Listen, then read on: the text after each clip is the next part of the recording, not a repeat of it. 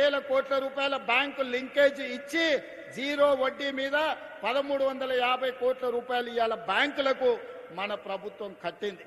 ఇవాళ మీరు ధైర్యంగా బ్యాంకుల లింకేజ్ తీసుకోండి, వ్యాపారాలు చేయండి, ఆర్థికంగా ఎదగండి. మీకు అండగా ఈ ప్రభుత్వం నిలబడుతుంది. ఒకనాడు సోలార్ విద్యుత్ అంటే తుమ్మల నాగేశ్వరరావు గారు, ఒకప్పుడు సోలార్ విద్యుత్ అంటే అదానీ అంబానీలే ఉండేది. కానీ ఇవాళ సోలార్ విద్యుత్ అంటే 1000 మెగావాట్లకి యజమానులు మా ఆడబిడ్డలు అయినరు. ఇవాళ అదానీ అంబానీతోని మా ఆడబిడ్డలు సోలార్ విద్యుత్ ఉత్పత్తి చేస్తే రాష్ట్ర ప్రభుత్వం కొనుగోలు చేస్తుంది.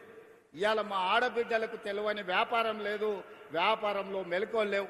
అందుకే హైటెక్ సిటీ పక్కన మైక్రోసాఫ్ట్, ఇన్ఫోసిస్ లాంటి ఐటీ కంపెనీలు ఉన్నాయన్నారు.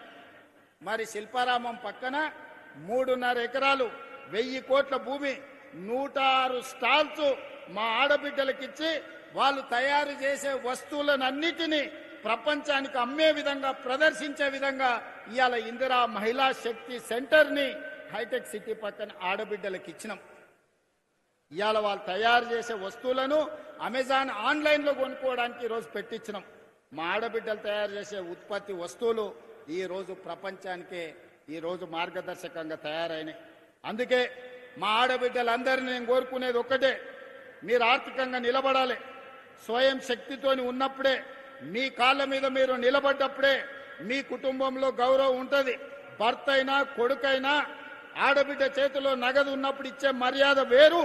ఆడబిడ్డ చేతిలో నగదు లేకపోతే పండుగ పూట చీర కొనుక్కోవాలన్నా కొడుకునో మొగుడునో అడగాల్సి వస్తే ఆత్మగౌరవం ఉండదు. అందుకే ఇవాళ మీ సోదరుడిగా, తెలంగాణ రాష్ట్ర ముఖ్యమంత్రిగా అహర్నిశలు మీకోసం కష్టపడతా, మీకోసం పనిచేస్తా, మీకోసం నిలబడతా, మీ సోదరుడిగా నిలబడతా. మీరు నిలబడండి, మీరు ఎదగండి. మీరు ఎదుగుతే ఈ రాష్ట్రం 2034కు $1 ట్రిలియన్ ఎకానమీకి ఎదుగుతుంది. దేశ ఆర్థిక వ్యవస్థలో ఆడబిడ్డకు అర్ధ భాగస్వామ్యం వచ్చినప్పుడే ఈ దేశం యొక్క ఆర్థిక వ్యవస్థ బలపడుతుంది. అవసరమైతే ఎవరితోనైనా కొట్లాడతా, ఎక్కడి నుంచైనా నిధులు తెస్తా. అందుకే అక్కలారా, ఈనాడు మిమ్మల్ని సహకరించడమే కాకుండా మీ పిల్లల చదువులు ఈరోజు పొద్దుటిపూట బడికి పంపాలంటే వ్యవసాయ పనుల మీద పొద్దున్నే పోయేది ఉంటుంది. పిల్లలకు నాష్ట పెడతాం, ఓసారి పెట్టాం. కాలే కడుపులతో పిల్లలు బడికి పోతే అర్ధాకలతో సార్ చెప్పేది అర్థం కాదు సగం. ఆ తర్వాత సగం పూట బడి నుంచే వాడు ఇంటికి వస్తాడు ఆకలితో. అందుకే అన్ని ఆలోచన చేసిన. ఇట్లా లాభం లేదు. మళ్ళీ నర్సరీ, ఎల్కేజీ, యూకేజీ ప్రైవేట్కి పోయి 1వ తరగతికి గవర్నమెంట్కి రావాలంటే అది భారం అయిపోతుంది. అందుకే ఈ సంవత్సరం నుంచి తెలంగాణ పబ్లిక్ స్కూల్ మా మురళి కమిషన్ చైర్పర్సన్ ఇచ్చిన సూచన మేరకు నర్సరీ నుంచే రాష్ట్ర ప్రభుత్వ ఆధ్వర్యంలో ఈరోజు పాఠశాలలను, తెలంగాణ పబ్లిక్ స్కూళ్లను వచ్చే అకాడమిక్ ఇయర్లో ప్రారంభించుకుంటున్నాం. మంచి నాస్టా, మంచి లంచ్ అక్కడనే పెడుతున్నాం. ఒకరోజు పిల్లలకు పాలిస్తాం, 2వ రోజు రాగి జావ ఇస్తాం. వారం రోజుల్లో ఆదివారం సెలవు అయితే ఆ రోజుల్లో 3 రోజులు ప్రతిరోజు పాలిస్తాం పిల్లలకు, 2వ రోజు రాగి జావ ఇస్తాం. మంచి నాష్ట పెడతాం, మంచి భోజనం పెడతాం. ప్రభుత్వ పాఠశాలల్లో అన్ని వసతులు ఏర్పాటు చేస్తాం. అందుకే ప్రైవేట్ స్కూళ్ళకు పోవాలనే మోజుకు పోకండి. మీరు సంపాదించినంత ఫీజుల రూపంలో నష్టం కాకండి. ప్రభుత్వ పాఠశాలలు ప్రైవేట్ కంటే మంచిగా చేపిస్తాం. ఇవాళ ప్రైవేట్ స్కూళ్ళల్లో చదువుకున్న వాళ్ళ కంటే గవర్నమెంట్ స్కూళ్ళల్లో టీచర్లు అత్యధికంగా చదువుకున్న వాళ్ళు ఉన్నారు. ఇవాళ మన పిల్లల్ని బడికి తోలితే బ్రహ్మాండమైన చదువు చెప్పడానికి టీచర్లు సిద్ధంగా ఉన్నారు. 1,00,000కు పైగా టీచర్లు ఉన్నారు. 18,000 పైన స్కూళ్ళు ఉన్నాయి. వీటన్నిటిని ప్రక్షాళన చేసే బాధ్యత నేను తీసుకుంటా. అందుకే విద్యాశాఖ ఈరోజు నా దగ్గర పెట్టుకున్నా, వైద్య శాఖ దామన్న దగ్గర పెట్టిన, సాంకేతిక శిక్షణ శాఖ వివేక్ గారి దగ్గర ఉన్నది. ఈరోజు ఇంజనీరింగ్ డాక్టర్ చదువుకుంటే నౌకరు వస్తుందో రాదో నాకు తెలియదు. కానీ ఏటీసీలో శిక్షణ పొందితే, పాలిటెక్నిక్ చదువుకుంటే, ఐటీఐ చదువుకుంటే నౌకరిప్పించే బాధ్యత నాది. ఈరోజు సాంకేతిక నైపుణ్యం నేర్చుకోండి. ఇవాళ మీరు చూడండి, ఇంజనీరింగ్ చదువుకున్న పిల్లగాడు ఇంటికి వస్తుండు. మంచి డ్రైవరో, ప్లంబరో, ఎలక్ట్రీషియనో, ఏసీయో, లేకపోతే ఇంటీరియర్ డెకరేటర్సో మంచి పని నేర్చుకున్నోనికి అంతెందుకు మా అక్కలు బ్యూటీ పార్లర్లో కూడా ఈరోజు పని నేర్చుకుంటే బ్రహ్మాండంగా నెలకు 40-50 వేలు సంపాదించుకుంటారు. ఇవాళ ఒకప్పుడు కటింగ్ చేయాలి, మంగళ షాప్లో చేయాలంటే నామోసిగా ఫీల్ అయ్యేది. మంగళంలో వృత్తి మనం చేస్తామని. ఇవాళ జూబ్లీస్ బంజారులో చూస్తే పెద్ద పెద్ద రెడ్లు, పెద్ద పెద్ద కమ్మోళ్ళు, తుమ్మల నాగేశ్వరరావు గారి చుట్టాలు, మా చుట్టాలు అందరూ కూడా బ్యూటీ పార్లర్లు పెట్టుకొని పెద్ద పెద్ద మంగళ షాపులు నడుపుతున్నారు. కాలం మారింది. కాలం మారింది కాబట్టి పని నేర్చుకోవాలి. ఒకప్పుడు చెప్పులు కుట్టడం నామోసి, ఈరోజు లెదర్ టెక్నాలజీలో ఫ్యాషన్ డిజైన్స్ వచ్చినాయి.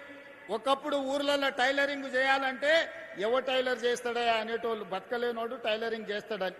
ఇవాళ ఫ్యాషన్ డిజైన్స్ అని పెళ్ళి అయితే మన అదేంది లగ్గపత్రిక రాసుకొని పోతే వాడు 10 లక్షలు తీసుకుంటుంది ఒక డ్రెస్సుకు. ఎందుకు వస్తున్నాయి? పని నేర్చుకుంటూ వస్తున్నాయి. శిక్షణ కావాలి, దానికి చదువు అక్కర్లేదు.